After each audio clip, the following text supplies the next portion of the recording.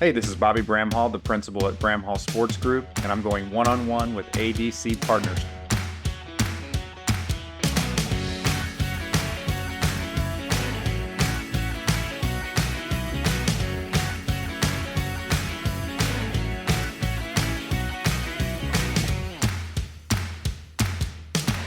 Hey, this is Dave Almy of ADC Partners, and glad you're here to check out this latest episode of the Sports Business Conversations podcast. Don't forget, you can always find past episodes at adcpartners.com/podcast. There's now over 60 episodes to choose from, including several that are just right for you. And what a world it is when you can be considered past your prime at age 27. But that's pro baseball for you. The talent pipeline is always filling up with new players who are looking to take that roster spot. Even veterans as talented as this episode's guest Bobby Bramhall, who at that time was a promising lefty pitcher and had come back from Tommy John surgery and was pitching better than ever, well, not even Bobby was safe. But when the writing is on the wall, you can do one of two things, right? You can bury your head in the sand so you don't have to read it, or you can start getting on with life after baseball. Smart guy that he is, Bobby Bramhall chose the latter, and that's what led him to become one of the leading legal voices in college sports and name, image, likeness. In our conversation, Bobby and I talk about his transition from pro athlete to lawyer. He elaborates on the complex and evolving, always evolving, landscape of NIL in college sports.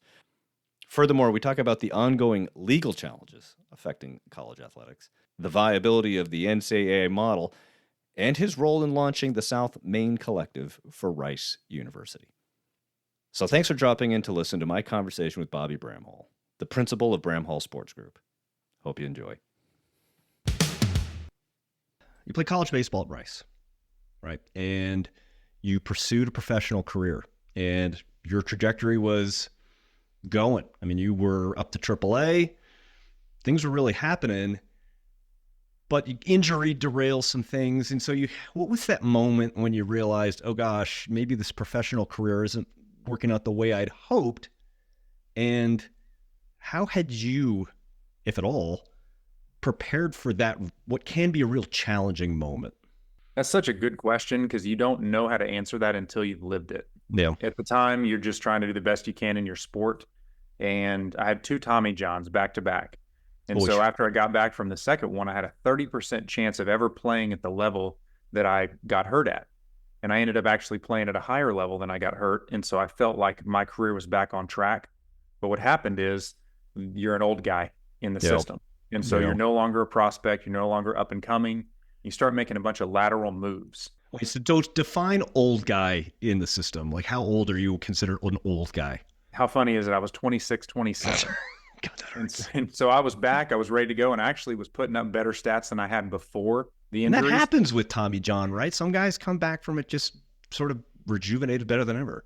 That's right. Yeah, it's years of wear and tear, and then all of a sudden you get your ligaments back, right? Yeah. But what happened to me is I felt like I was pitching better, but I was no longer a prospect. And so I kept making lateral moves and realized probably wouldn't be getting the promotional opportunities regardless of the stats I was putting up. And so I realized it was time to maybe move on and look at what was next. Thankfully, college degree and a great network allowed me to jump into the next thing, but that's not always the case for the guys who maybe came out of high school or didn't have an education behind them. Because baseball in particular at college, that is an all-consuming sport, right? I mean, I've talked to other college athletes, right? Both, play football, play track and field. There's a lot of activity that goes over the course of your college career that takes you away from the day-to-day of what a normal college is. What do you play in college? 50 games? Yeah, I think we were 58-12 one year. So you're in the 70s if you keep going pretty deep in the playoffs. So, tell me about that moment of balance. Particularly for any athletes who are listening, as you think back when you were playing college, how did you in particular find the balance between college student and athletics? So the secret sauce is time management, but it's also, becoming the best you can as a player. So I was fortunate to be drafted and have a chance at the professional level. But had I not, all that time and all those years of perfecting my craft would have been for $0 that really don't translate into the professional world very well, other than teamwork and networking capabilities. You don't have any of the coaching, so tangible forth. skills. Exactly. Yeah. So looking back, the minor league lifestyle is actually even worse than college. So you go down this, what they called an apprenticeship for 29 days out of a month, every single day. I mean, you have 1 or 2 off days for 7 months of the year. I think we had 13 off days in my years. And so you're looking at that going, how in the world is this supposed to translate into the real world? Well, what it does is it gives you the fortitude and discipline for any other field, but you still have to learn that next field. So looking back, it's just a lifetime devotion to it, and it's all consuming, whether you're a college athlete or you even get a chance to play professionally. Yeah, it's remarkable access to soft skills, right? But you still have to learn the craft to apply them to eventually. You got it. And I can't tell you the time demand that takes, which is going to lead into a conversation later about why college athletes should be paid and why those years shouldn't go to nothing.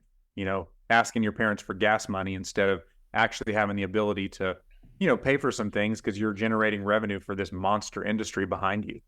So let's start down the path towards that particular topic, because obviously it's clearly one we want to focus on today. So the baseball career kind of wraps up. Like you said, you had the college degree.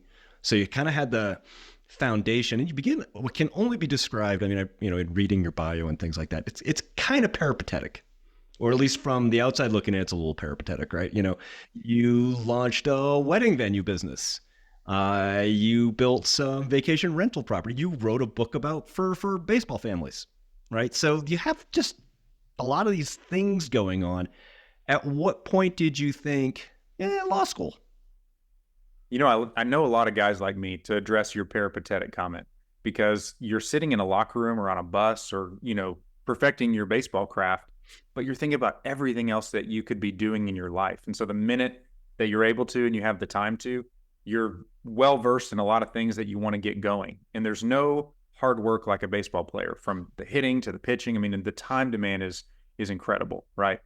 So whenever I looked at law school, I actually went to law school first with all these ideas in my head, knowing if I could learn the business world and if I could see the way the world works, become a better reader and a writer and studier, I'm going to be able to jump into any industry and maybe enter higher or be able to kind of mark my own path.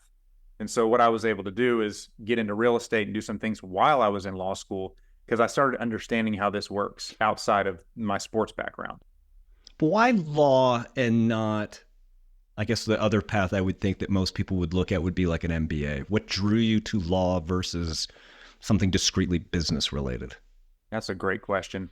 I thought about doing the dual MBA and law program at UT. Oh, sweet Jesus.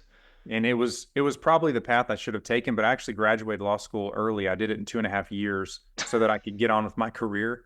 And for me, law was you have a basic understanding. You don't have to practice in your standard traditional practice, but you do have a basic understanding, and you have a license that really is a noble license. You can represent people. You can do things in a way that you're respected in your community, and you have an ethics board that, reviews your actions.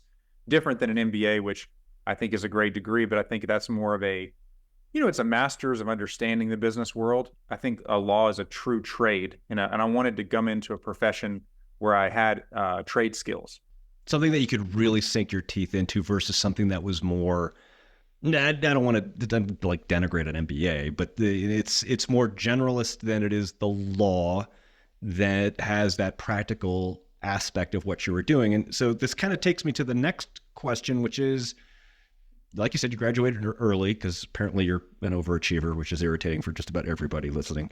You graduate from UT Law, you spend time on all these different ventures, then you kind of get drawn back to UT to teach at the College of Law. So what drew you back? And I'm assuming this comes from the playing career. I mean, what drew you to that idea of sports law and what became known as name, image, likeness? So right when I graduated law school, I was either going to practice or get into something like athletic administration, which I got to do at Texas A&M. But when I went back to Tennessee, we started a NIL company, and it was a tech platform in Nashville. And so all of a sudden, I became a part of this major NIL movement, this conversation that was starting. and I was educating myself in that, but also the relationships I formed at UT as a student and that I kept during my early professional years. I mean, they still bring tears to my eyes. They were some of the most impactful mentorships and people that understood my expertise as a player and before my law school career, and then what I learned kind of pushing my legal expertise into sports afterwards. So I always wanted to go back and teach. I wanted to stay involved in Knoxville and understand that, my wedding venues and a lot of my real estate's in Knoxville. So it was an easy transition to just become a sports and NIL law professor there. So really it was from understanding the NIL industry and sports as a player, and then also having the expertise to talk about it as an attorney in the relationships I had formed at UT. They wanted me to teach. I think we've talked to a few people on the show who are former athletes, go on to do something in sports business, a couple who are sort of to start to spool into the NIL space. So clearly we have to jump into it, because the dichotomy between what you experienced as a player in college to what today's college athlete experience is, it has got to be vast, right? Because now, like to your point, you don't have to ask mom and dad for gas money anymore, right? You can actually go out and earn, right? Now, sometimes this market has been called the Wild West, right? And it's new. A lot of players getting into it. So I'm interested to get started on this part of the conversation. Let's start from a high level legal perspective in your mind. Is it still the Wild West, or have things started to settle? So I'll tell you this. It's the Wild West as far as the NCAA involvement and basically their lack of any guidance to what this was going to be within their policies, right? But the right of publicity dates back to the right of privacy in the late 1800s and the right of publicity in 1953. So you have well-established law that professionals have been able to take advantage of for years. Professional athletes, you had late 1870s, you had Major League Baseball players doing cereal box deals and cigar commercials and things like that. And so it's not a new concept. But what it is for the NCAA is they didn't have any guardrails and any understanding of what this was supposed to look like for college athletes. So that's why it turned into the Wild West, where you have the collectives that popped up. You have donors that are paying athletes. You have athletes making probably more money than their actual value. So that's what was tough, is I think they had a chance about 20 years ago, 15 years ago, to do the right thing and put in some guardrails. And all of these lawsuits have created everybody kind of running all over the place with nobody really having the authority to say what is right and what is wrong about this new NIL permission. Do you think the NCAA's basically throwing up their hands and saying no backsies, we're like, NIL's now the law of the land, was that a positive outcome from the standpoint of, let's see what the market will do, right? We're hands off, no regulation. Is it like are we looking at the perfect example of a free market economy, or did it create such a tidal wave of chaos that it's hurting the very market it was enabling? Well, let's see what's been hurt. So as you look at fan base or revenue generation, nothing's been hurt. It's actually gone completely positive. However, I do think the predictability and the public conversation has these negative undertones of players making too much money and mercenaries and the whole thing, right? With the transfer portal kind of being open free agency. I will say that if there was a collective bargaining agreement where, like in a professional league, everybody sits down and determines what the share of the revenue for broadcast NIL is, or what the share of a salary cap that a team can take and pay their players, then you have everybody on the same understanding. Different than college, where it's just a free-for-all and whoever can pay the most gets the most. I do think that's the ugly side of this. But you look at the other athletes who have true content. They're creating content. They're creating intellectual property that they own, that they were not allowed to harvest before they were allowed to do NIL. They deserve that money. And there's been so many cases where an athlete created something that had nothing to do with sports, and the NCAA said, nope, you're not allowed to make money off of that. Katie Ledecky, Olympian gold medalist, she was worth over $1 million at Stanford, not allowed to make a dime off her NIL before the ruling. That doesn't make any sense, right? So those things, in my opinion, have created a pathway for the famous people who are great in their own right to be who they should be with name, image, and likeness.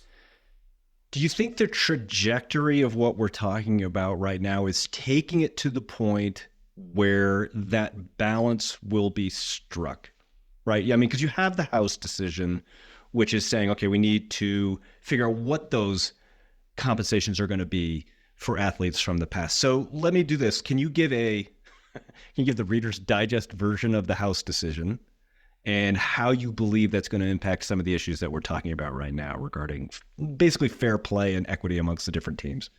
Sure. So House was a consolidated case of several that these athletes were suing for back pay from 2016 forward based on lost NIL revenue. So after NIL became legalized, they said the statute of limitations has not run for athletes going back to 2016. And had this been legal for us, we would have made this dollar amount.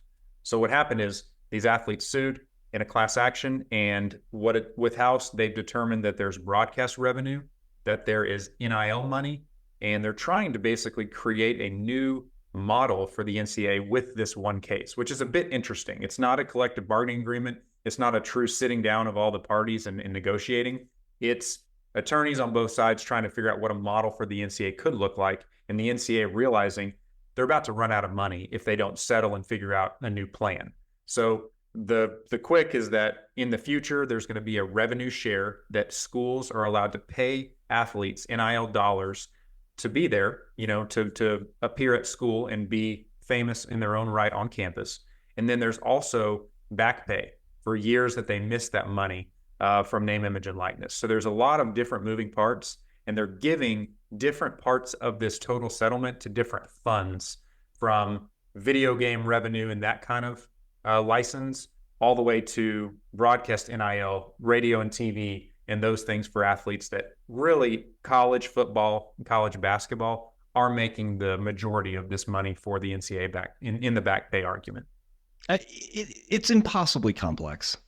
Absolutely. I mean, I'm listening to you describe it, and I'm trying to think of lawyers sitting in a room trying to parse how this is going to work going forward, when not only the past doesn't offer, except for the professional models and things like that, there's not a lot of experience to draw on from the past for colleges to be able to figure out what this is going to be, but also the state of college athletics keeps changing as these decisions are trying to be made too. So I want you for a minute to put yourself as a former athlete, to put yourself in the shoes of a current athlete who is starting to make some money from NIL, probably doesn't have a ton of experience or support navigating some of the legal challenges that they as an individual might experience.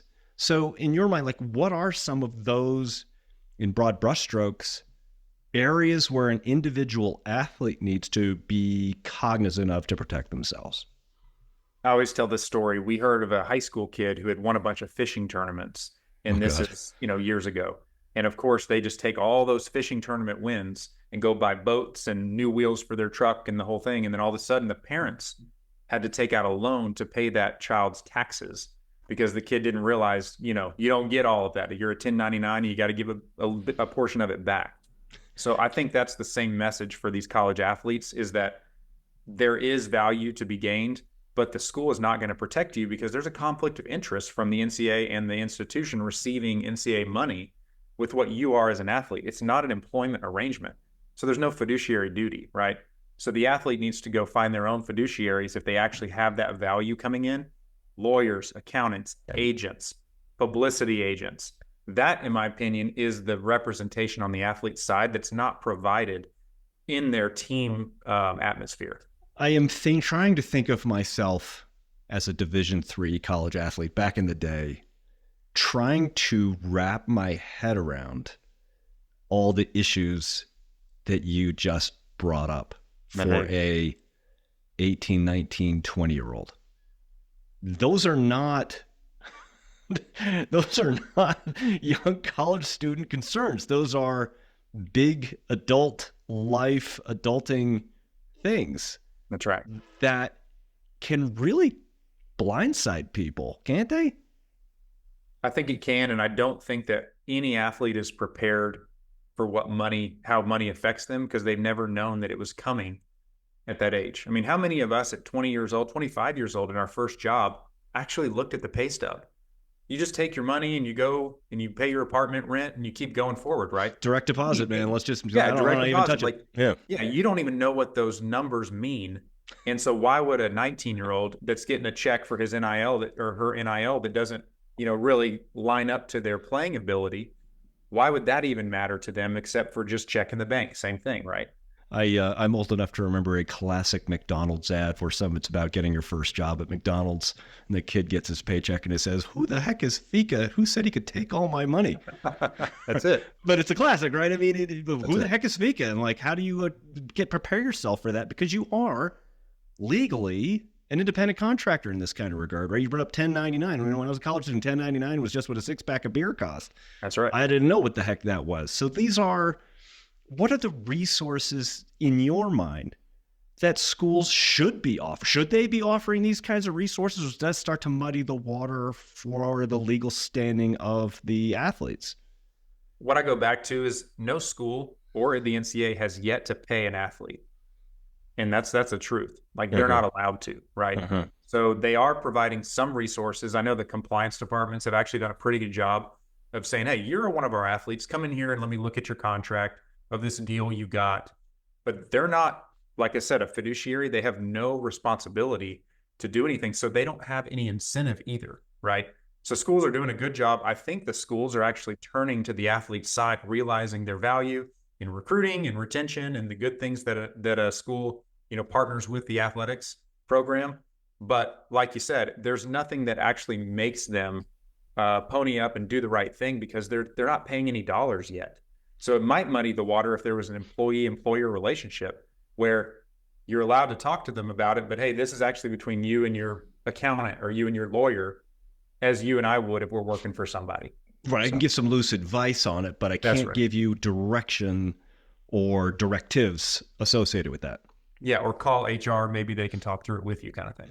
Okay. So then one of the other big deals about NIL is, where does it cross the line into pay for play?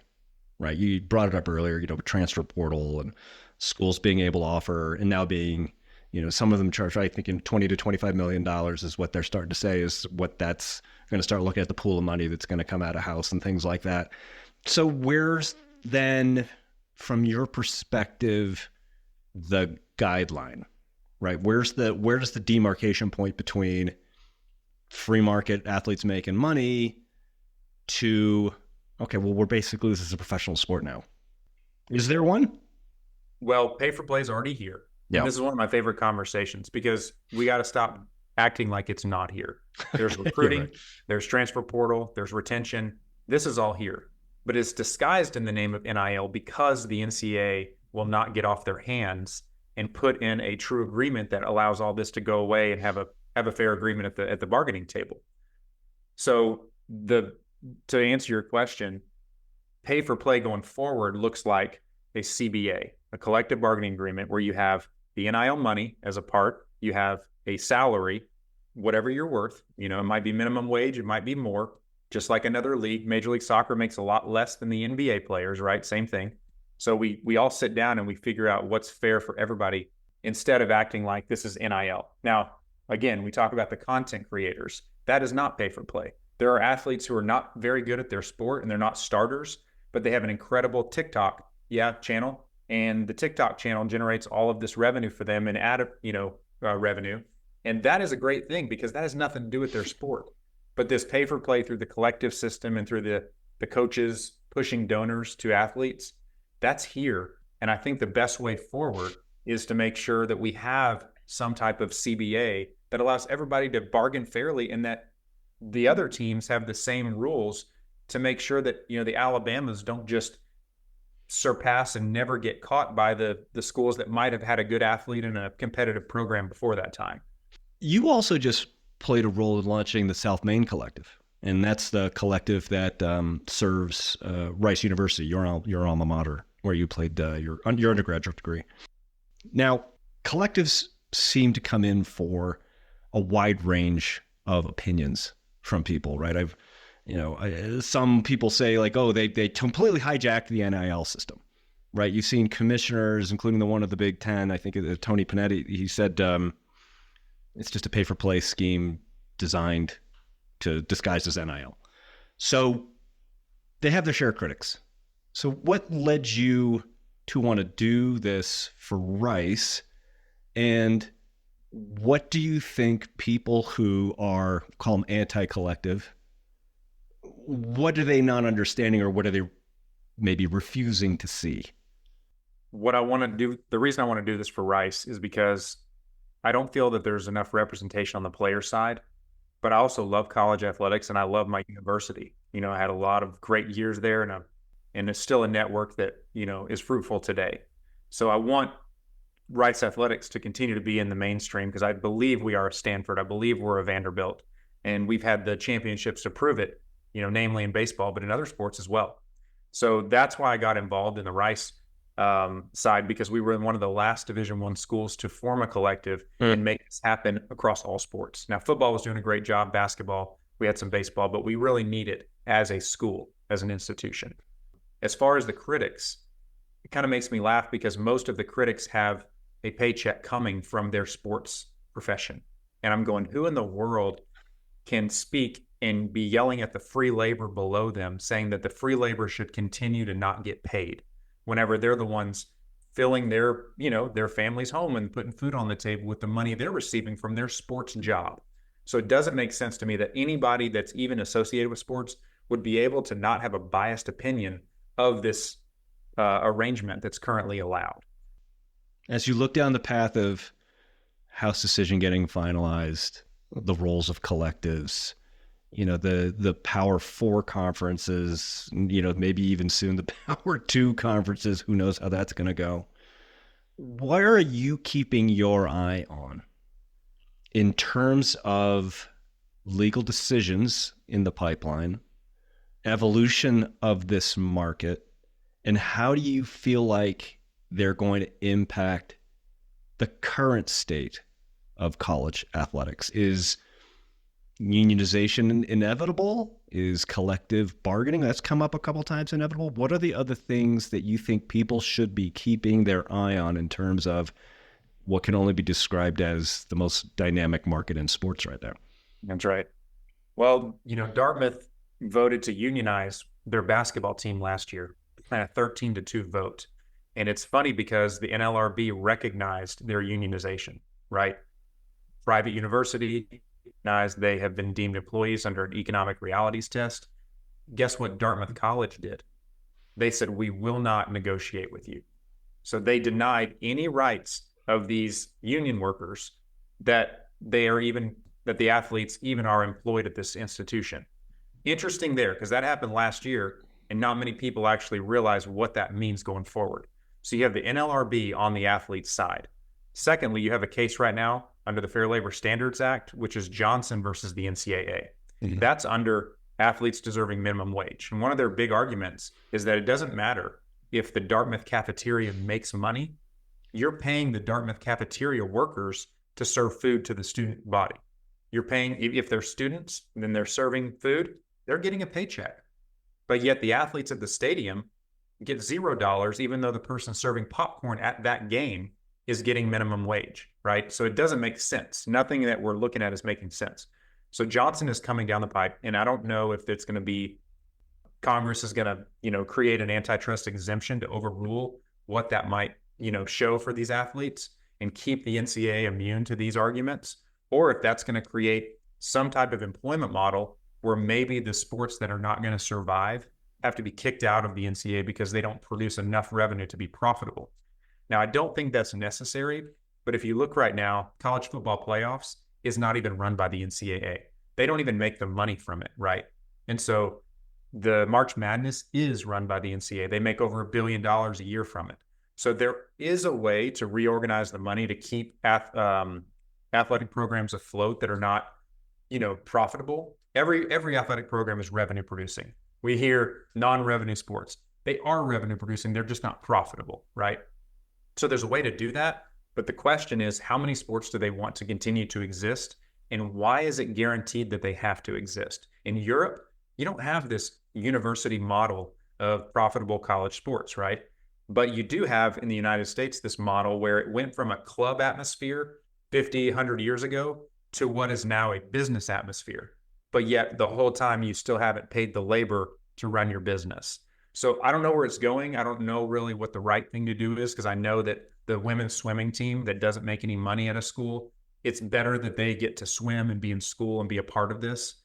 But if it means that they just have to, accept less, or they don't get paid because they turn back into a club sport, does that mean that the whole NCAA model should have not been overthrown? I'm not sure. I think that's still, in my opinion, a negotiating table argument to figure out what the new system should look like.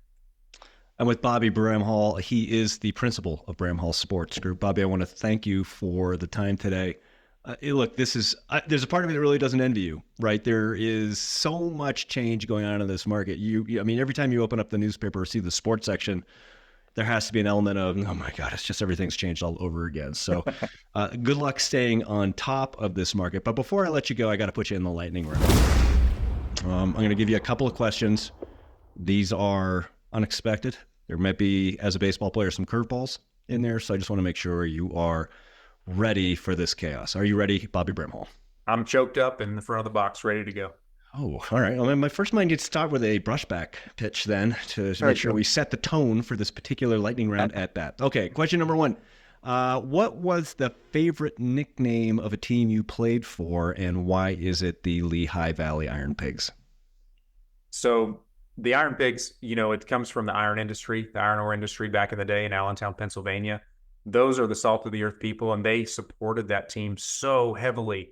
I got to play all around Pennsylvania, and the baseball fandom up there is real.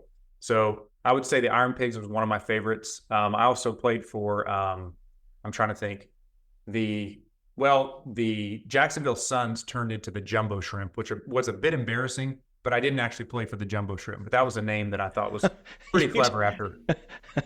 I had a period of time where I got to work with the American Automobile Association on their sponsorship of Mark Martin, who was thrilled to death that AAA was taking over from Viagra, from the number one naming sponsor of his car. So I can kind of appreciate the name change. All right. You wrote a book for baseball families called Who's on First? Everything Baseball Players and Their Parents Need to Know. It is currently available on Amazon. I'm wondering if there is a chapter dedicated on how to heckle a 9-year-old. We actually tell the parents to stay out of it. So instead of saying how to heckle a 9-year-old, we say, parents, let the coaches do their thing, because you don't know anything about 9-year-old baseball like you think you do. So we're actually in support of the athletes in that book, rather than, allowing them to get their confidence beat up. So yeah, I guess I get, there's a lot of people at other sports that I must be reading different books because they clearly feel the need to heckle a 9-year-old. Trivia question for you, Mr. Bramhall. You played professionally from 2007 to 2014. What year did you have your highest number of strikeouts? Good grief, what a question. I want to say that was my highest number of strikeouts was when I was a starter with the Brewers. It was 2008. I believe I had something like 116 strikeouts in around 100 innings, 2008. But you know what? It might have been Double-A, where I was in the bullpen a little bit more and having more strikeouts. So did I get it close? 2008. Okay, there you go. 106. 106, there you go. Okay. That is frighteningly good, Bramhall. Well, thank you. I'll give you another quick fact on that since we're talking about it. Rick Porcello, he won the Cy Young for the Boston Red Sox. Yeah. So I actually beat him for the ERA title in the league that year. So he had a 2.53, I had a 2.51, and I led the league. And going forward, I was really happy to see his career success, because I was like, oh man. Well, as a Red Sox fan, so am I. So I can only tell you. You are listed as a lefty, and lefties have a reputation for being a little unusual. Why is this accurate? We're only 11% of the world, so nothing that anybody teaches us is the way we process it in our brains. We use the opposite side of our brain than right-handed people, and we're in a backwards world. So fun fact on that, I believe left-handed people have 11-year less life expectancy. So I don't know if that's from accident prone, but it's one of those weird facts where you're wondering why lefties die earlier. But at the same time, they're leaders and they have different skills that are analytical as well. So Maybe it has something to do with doing all of our podcasts. hats sit sideways on our head too. Yeah, you really do. You guys can't even put them on right. No, nobody can wear it straight. All right, last one. What company do you wish you had an NIL deal with when you were in college, and why? That's a good question. When I was in college, We're going to make it a trade deal even. shoot, I know. I've never actually thought about that from my perspective. See? Lightning round can offer a curveball here and there. You weren't ready for that one. Stepping out of the box for this particular response. Okay, now I'm coming back in. I'm ready. Ready, go. So I think in college, for me, I would have loved to have been with like a Muscle Milk or a vitamin shop company. Yeah. I needed a lot of supplements to stay healthy. I needed a lot of supplements to keep my weight up. And so for me, it would have been a nutrition background for sure. I think that's the only reason I got to play a long time is because I started focusing on my nutrition, because I definitely wasn't good enough, out of the womb to just start playing, pro baseball. So. Bobby Bramhall, he's the principal of Bramhall Sports Group. Bobby, appreciate the time today. Yeah, great to talk with you, Dave. Thanks for listening to this episode of the One-on-One Sports Business Conversations podcast. If you enjoyed it, we always appreciate a subscribe, share, comment, or like. And don't forget, you can always find past episodes at adcpartners.com/podcast. This podcast is written, produced, edited, and hosted by Dave Almy. And theme music was composed by Scott Holmes.